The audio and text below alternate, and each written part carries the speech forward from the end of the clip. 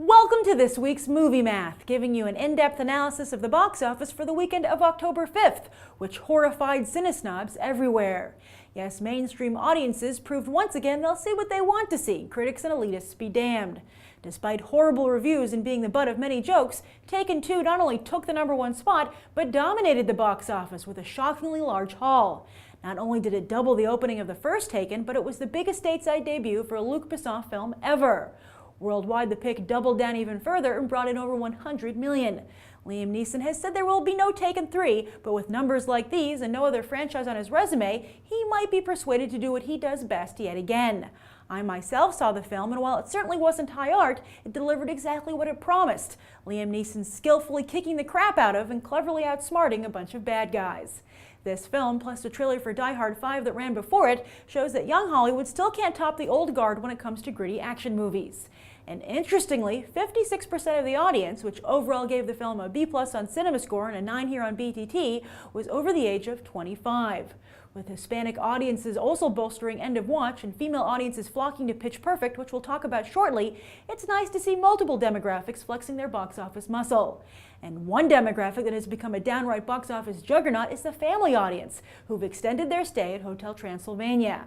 As I predicted last week, word of mouth for this film must be stellar, as it only dropped 38% from its opening weekend. The clear winner of this year's trick-or-treat bag of Halloween movies, it's well on its way to becoming one of Sony Animation's most successful movies. That means a sequel is most likely in the works, as they are for Sony Animation's other top movies. I, for one, would love to visit Dracula's original castle and maybe find out if it's haunted by Mavis's mother.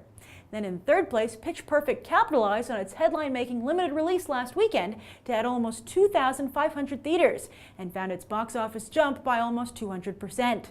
The debut film from the director of Broadway hit Avenue Q expects Jason Moore to become a named player in Hollywood's cliquish comedy genre.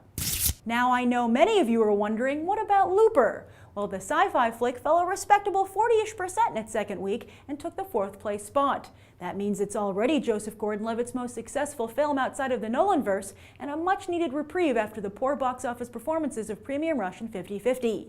Then 5th place saw the debut of Frankenweenie, desperately in need of some volts of audience interest. While Tim Burton fans were delighted and critics called it a treat for young and old, mainstream audiences obviously didn't agree. As I said, Hotel Transylvania is the big winner of this year's Halloween flicks, and sadly it looks like Frankenweenie is the big loser. Expected to match Coraline's impressive opening, it couldn't even beat Paranormans. Looks like Disney's big gamble on deceased pets didn't pay off.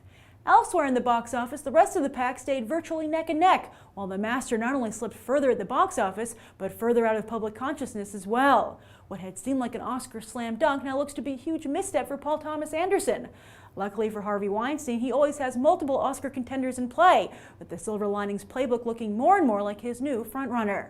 And the specialty market struggled overall. The Perks of Being a Wallflower has shown some growth, but it's not posting the kind of numbers that will get it to a wide release.